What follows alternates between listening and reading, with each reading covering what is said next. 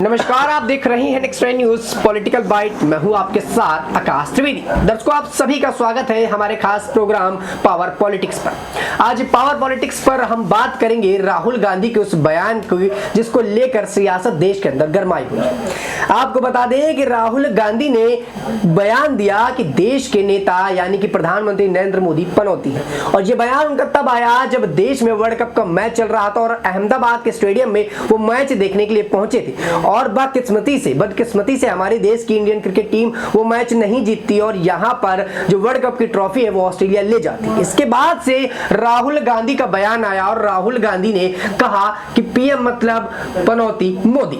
इस बयान को लेकर सियासत इस वक्त सबसे ज्यादा तेज है। आपको बता दें कि इस मुद्दे को लेकर भारतीय जनता पार्टी अब चुनाव आयोग के पास पहुंच गया है। भारतीय जनता पार्टी का कहना है, उनके नेताओं का कहना है कि जिस प्रकार से राहुल गांधी बयान दे रहे हैं इस पर चुनाव आयोग को ध्यान देना चाहिए और इन पर कड़ी कार्यवाही करनी चाहिए, क्योंकि इस वक्त देश में चुनावी माहौल है और ऐसे में वो देश के प्रधानमंत्री की छवि को धूमिल करने का काम कर रहे हैं। न सिर्फ राहुल गांधी बल्कि खड़गे का नाम भी यहां पर लिया गया और कहा गया कि खड़गे भी इन्हीं तमाम मुद्दों पर फंसते हैं और उनका यही आरोप है कि खड़गे पूरे मामले पर उनके साथ में रहते हैं। आपको बता दें कि यह मुद्दा इस वक्त सबसे ज्यादा चर्चा में है। उधर राहुल गांधी अपने बात से हटने को तैयार नहीं, उनका कहना है कि वो सही कह रहे हैं। उधर उनके पार्टी के नेता उनका समर्थन कर रहे हैं। आपको बता दें कि पवन खेड़ा का बयान आया। पवन खेड़ा ने कहना शुरू कर दिया कि हमारे नेता एक बार पनौती बोल देते हैं तो इनको मिर्ची लग जाती है, हमारे नेता उनके बारे में कुछ कह देते हैं तो उनको बुरा लगता है, वही उनके पार्टी के नेता हमारे नेताओं के बारे में कुछ भी कहते रहे,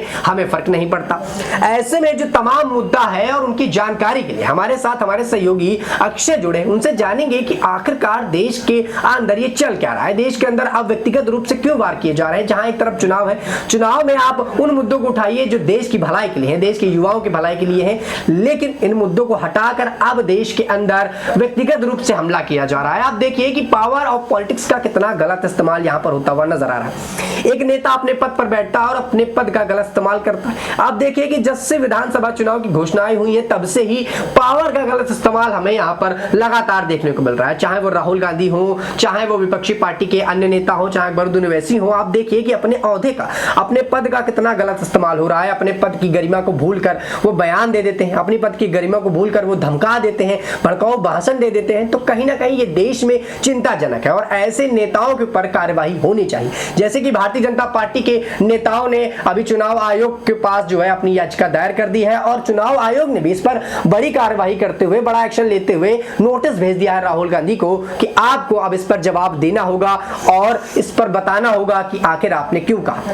ऐसे में अब राहुल गांधी क्या जवाब देंगे। वो राहुल गांधी जो हर बार ऐसी कंट्रोवर्सी में फंसते हैं, हर बार राहुल गांधी कुछ ना कुछ ऐसा बयान दे जाते हैं कि वो खुद ही फंस जाते हैं उन्हीं मुद्दों पर और शायद वो भूल जाते हैं कि वो कौन है। वो देश के विपक्षी नेता के एक बड़े लीडर है और कांग्रेस पार्टी के कहीं ना कहीं बड़ा चेहरा है कि उनके हिसाब से कांग्रेस पार्टी को माना जाता है। राहुल गांधी की बात करिए या उनकी बहन प्रियंका गांधी की बात करिए, खड़गे की बात करिए, पवन खेड़ा की बात करिए, कांग्रेस पार्टी के नेता इस वक्त सारी मर्यादाओं को भूल चुके हैं और अपने औहदे का सबसे ज्यादा गलत इस्तेमाल करते हुए नजर आ रहे हैं। एक तरफ राहुल गांधी प्रधानमंत्री नरेंद्र मोदी को पनौती कहते हैं, उनकी बयान का समर्थन करते हैं। खड़गे का बयान आता है, खड़गे भी उस बात को जो है साबित करते हैं कि देश के प्रधानमंत्री नरेंद्र मोदी के पास मुद्दे नहीं बचे, वो फालतू के मुद्दे को भटकाने का काम करते हैं। इस बीच आपको एक बात और बता दें कि प्रधानमंत्री नरेंद्र मोदी ने भी बयान दिया और उनका बयान पर कहना था कि गहलोत सरकार अब मीडिया वालों को धमका रही, गहलोत सरकार अब मीडिया वालों को अपनी तरफ करके अपनी छवि को सुधारना चाहती है और दूसरे की छवि को बिगाड़ना चाहती है। तो उनका ये बयान कहीं ना कहीं उस बात को दर्शाता है कि गहलोत सरकार राजस्थान के चुनाव पर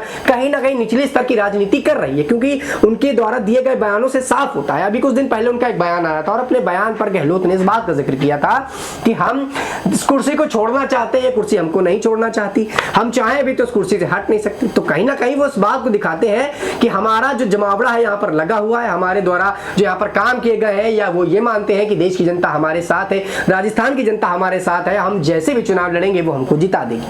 ऐसे में लगातार सवाल खड़े होते हैं, क्या इनके दिमाग पर सत्ता का भूत सवार हो गया? क्योंकि राजस्थान में इनकी सरकार है, मध्य प्रदेश में कहीं ना कहीं ये दावा ठोक रहे हैं कि इनकी सरकार बन जाएगी, छत्तीसगढ़ में भूपेश बघेल की सरकार है। और ऐसे में अगर भूपेश बघेल की बात करें तो वो भी बड़े घोटालों पर लिप्त है। कांग्रेस पार्टी लगातार खुद को सच्चाई के मोड़ पर ले जाना चाहती है, लेकिन खुद ही फंस जाती है। भूपेश बघेल की अब एक घोटाले की जिक्र हुआ और 508 करोड़ के घोटाले पर वो फंसे। ऐसे में बार बार सवाल खड़ा होता है कि आखिर ये नेता घोटाले कर कैसे लेते हैं? वो इसलिए कर लेते हैं दर्शकों क्योंकि ये संवैधानिक पद पर है और इनके पास पद है, पावर है, और इसका गलत इस्तेमाल कर लेते हैं। हम और आप अगर 1000 रुपए किसी के ले लें तो जेल तक की नौबत आ सकती है, कोर्ट के चक्कर आपको हमें काटने पड़ सकते हैं। लेकिन यही राजनेता करोड़ों के घोटाले कर जाएंगे, फिर भी कुछ नहीं होने वाला। देश के अंदर लगातार ये घोटाले हमें देखने को मिल रहे हैं। भूपेश बघेल ने 508 करोड़ का घोटाला कर दिया। हाल में रिपोर्ट आई कि यंग इंडिया कंपनी के जो शेयर धारक थे, जिसका 76% हिस्सेदार राहुल गांधी और उनकी मां सोनिया गांधी थी, उन पर जो है ईडी ने जब्त कर लिया। उस पर वो आके गवाही देते हैं कि मैं कैसे मान लूं, हिस्सेधारक कभी मालिक नहीं होते। ऐसे में जो बयान है वो लगातार तेज हो रहे हैं। कपिल सिब्बल भी इस बात का जो है जिक्र करते हैं कि फालतू में फंसाने की कोशिश की जा रही। लेकिन जिस प्रकार की राजनीति चल रही है और पावर का गलत इस्तेमाल कांग्रेस पार्टी के तमाम नेता लगातार कर रहे हैं, और इसका साक्ष्य अभी सामने राहुल गांधी के बयान से आया। ऐसे में अक्षय से हम सवाल लेना चाहेंगे कि अक्षय देखिए, जिस प्रकार से देश के अंदर माहौल है और पावर का सबसे ज्यादा गलत इस्तेमाल कहीं ना कहीं विपक्षी पार्टी के नेता ही कर रहे हैं, और अपने ही पावर का गलत इस्तेमाल करके फंसते हैं तो दूसरे नेताओं के ऊपर जो है हमला बोलते हैं। और जिस तरीके से राहुल गांधी ने पनौते शब्द का इस्तेमाल किया देश के प्रधानमंत्री के लिए, वो कहां तक से, और क्या आपको नहीं लगता कि इनको माफी मांग लेनी चाहिए अपने इस बयान के लिए? देखिए आकाश, यहाँ निश्चित तौर पर पावर देखने को मिलती है नेताओं की, जो ये पॉलिटिक्स में हमें दिखाते हैं। राहुल गांधी ने बयान दिया और बयान में उन्होंने कहा यहाँ प्रधानमंत्री नरेंद्र मोदी को कि हम मैच इसीलिए हार गए क्योंकि यहाँ पर पीएम यानी कि पनौती मोदी मैच देखने पहुंच गया था, और वो पीएम का मतलब है पनौती मोदी।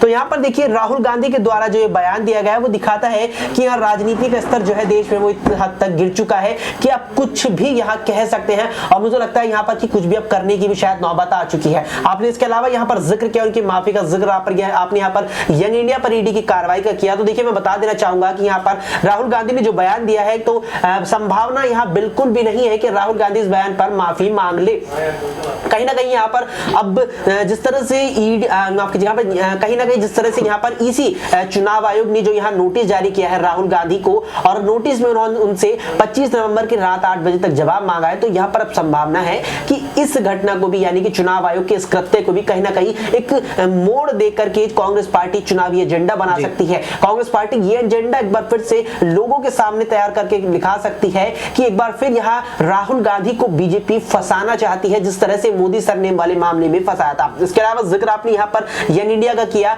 तो देखिए यहाँ पर निश्चित तौर पर इसमें कोई दौराय नहीं है कि जिस तरह से 751 करोड़ रुपए की संपत्ति जब्त की गई है यहाँ यंग इंडिया की, जो कहीं ना कहीं नेशनल हेराल्ड के अंतर्गत आने वाली एक संस्था है यंग इंडिया, जिसका सीधे तौर पर जुड़ाव जो है यहाँ सोनिया गांधी और राहुल गांधी से है। तो यहाँ पर भी राहुल गांधी और या कहूं मैं कि गांधी परिवार खुद को बचाता हुआ नजर आएगा। हालांकि करीबन 6 से 7 महीने पहले हमें देखने को मिला था कि कुछ लंबे वक्त तक यहाँ पर जो है ईडी की कार्रवाई इस पर चली थी, और ईडी ने लगातार 5-6 सुनवाई के लिए यहाँ सोनिया गांधी और राहुल गांधी को भी बुलाया था, लेकिन उसको भी कहीं ना कहीं जो है कांग्रेस ने चुनावी मुद्दा बनाया था और बीजेपी के खिलाफ इसे एक एजेंडा के तहत पेश करने की कोशिश की थी कि यहाँ हमारे नेताओं को फंसाया जा रहा है झूठे केस में। तो यहाँ इस केस में भी संभावना है कि कांग्रेस इस केस को भी कहीं ना कहीं चुनावी मुद्दा बना सकती है। इसके अलावा माफी की संभावना बिल्कुल नहीं है कि अपने बयान पर माफी राहुल गांधी मांग लेंगे, बल्कि इसे भी चुनावी मुद्दा बना सकते हैं।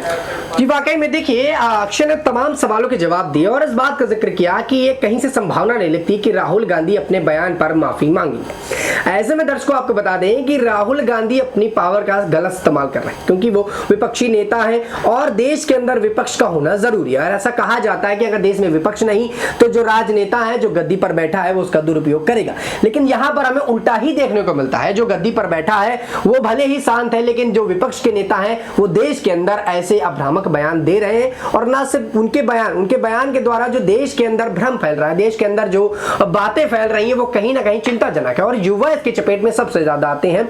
आप देखिए कि राहुल गांधी को अब लोग पसंद करने लगे हैं उनके भारत जोड़ो यात्रा के बाद से। ऐसे में भारत जोड़ो यात्रा पर हेमंत विश्व शर्मा शर्मा का बयान याद आता है। हेमंत बिस्वा शर्मा का भी बयान आया और हेमंत बिस्वा शर्मा ने इस बात का जिक्र किया कि ये भारत जोड़ो यात्रा नहीं, भारत तोड़ो यात्रा थी। उन्होंने भारत जोड़ने के नाम पर लोगों को तोड़ना शुरू कर दिया है। वो एक तरफ तुष्टीकरण की राजनीति करते हैं, एक तरफ निचले स्तर के बयान देते हैं और अशोक गहलोत खुद सीएम होकर ऐसे बयानों का समर्थन करते हैं और फिर ये बयान देते हैं कि देश के प्रधानमंत्री नरेंद्र मोदी देश के अंदर भ्रम फैला रहे हैं। वो जब जीतते नहीं है तो देश के अंदर फालतू के एजेंडे तैयार करने लगते हैं और जाति धर्म के नाम पर बांटने का प्रयास करते हैं।